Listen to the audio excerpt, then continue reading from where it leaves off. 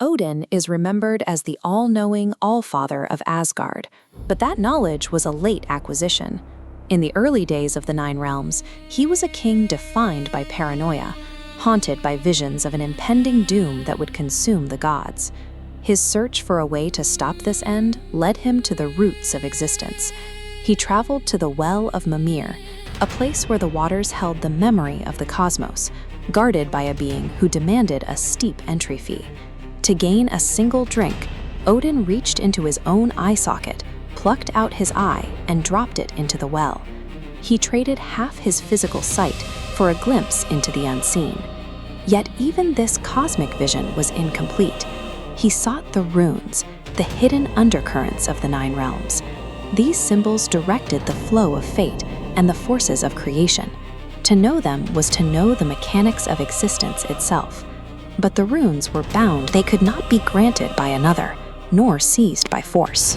They only revealed themselves to a seeker who had reached the absolute limit of their own being.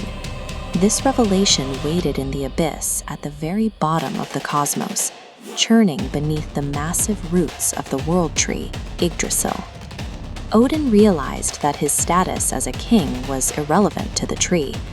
To reach the bottom of the world, he would have to pay with the only thing he had left, his own life.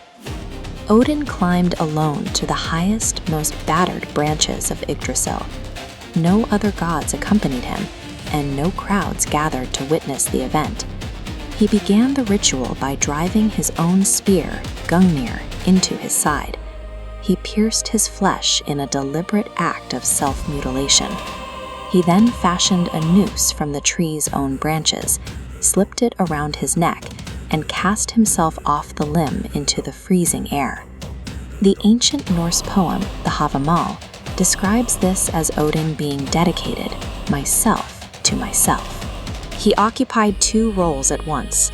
He was the priest performing the sacrifice, and the animal being slaughtered on the altar.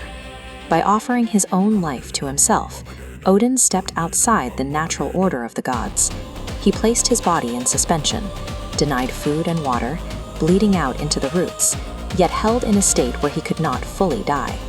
For 9 days and 9 nights he hung there, lashed by a relentless cosmic gale.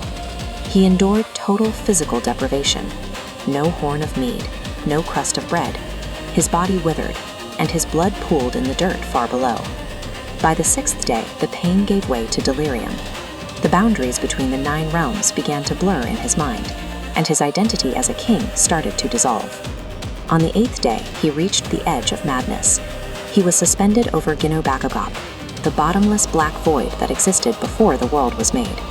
He had nothing left but the view into that darkness. This process was a systematic stripping of the self.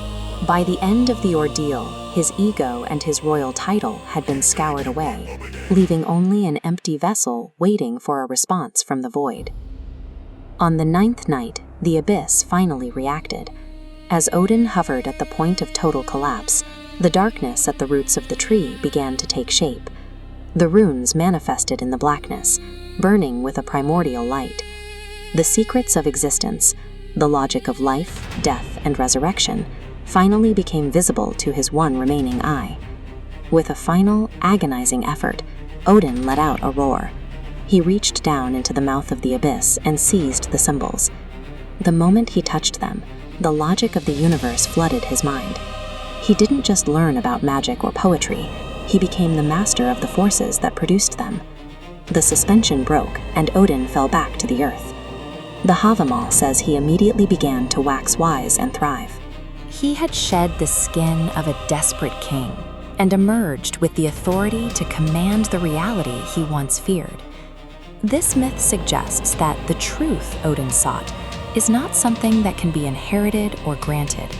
It requires a willingness to let go of an old identity. Odin had to stop being a king before he could find the runes of his own life.